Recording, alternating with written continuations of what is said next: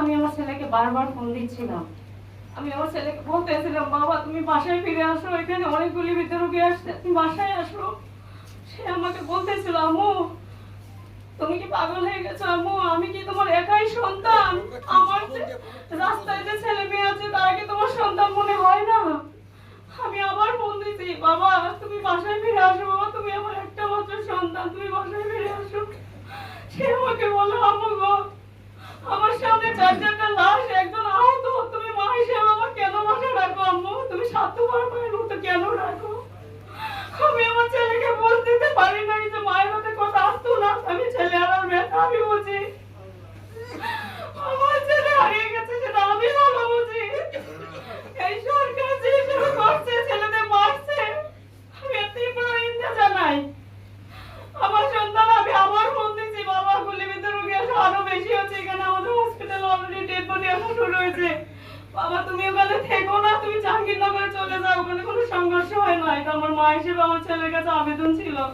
কিন্তু আমার ছেলে আমার আবেদনকে প্রত্যাখ্যান করে সে আমাকে বলছে, আম্মু বাই ফেলে সংঘর্ষ হচ্ছে, আম্মু জাহাঙ্গীরনগর বিশ্ববিদ্যালয়ে কোনো সংঘর্ষ হয় না, ওখানে অনেক স্টুডেন্ট আছে, কিন্তু এদের সাহায্যের প্রয়োজন।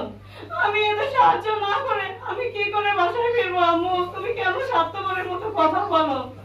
সে আবার ফোন কেটে দিছে। আমি আবার আধা ঘন্টা পর ফোন দিছি, বাবা তুমি বাসায় আসো, বাবা তোমার একটা মেয়ে আছে, তুমি তার মুখের দিক তাকায় বাসায় আসো, তুমি আমার একটা মাত্র সন্তান, তোমাকে নিয়ে আমার অনেক স্বপ্ন, তুমি বাসায় ফিরে আসো বাবা। সে তখন আমাকে বলে, আম্মু গো তোমার এক সন্তান যদি মারা যায় তোমার মধ্যে হাজার সন্তান থাকবে, তুমি আমার চিন্তা করো না আম্মু, তুমি এক সন্তানের চিন্তা করো না, এখানে অনেক সন্তান আছে, তার বাবা মাও কাঁদবে, শুধু তুমি একা মা কাঁদবে না। আমি যদি বেঁচে থাকি অবস্থা এক সময় ভরে দিতে পারে মা, এক সময় কাঁদবে না, তুমি এক মা কাঁদলেই চলবে। সে আমার ফোন কেটে দিয়ে আমার মধ্যে বিরক্ত অনুভব করতেছিল, তুমি আম্মু কেন বারবার ফোন দাও? আমি আবার ফোন দিচ্ছি, বাবা তুমি বাসায় আসো, বাবা দুপুর হয়ে গেছে, তুমি বাসায় আসো, ভাত টাত খেয়ে তারপর যাইও। সে বলছে, আম্মু তুমি আমার চিন্তা করো না আম্মু,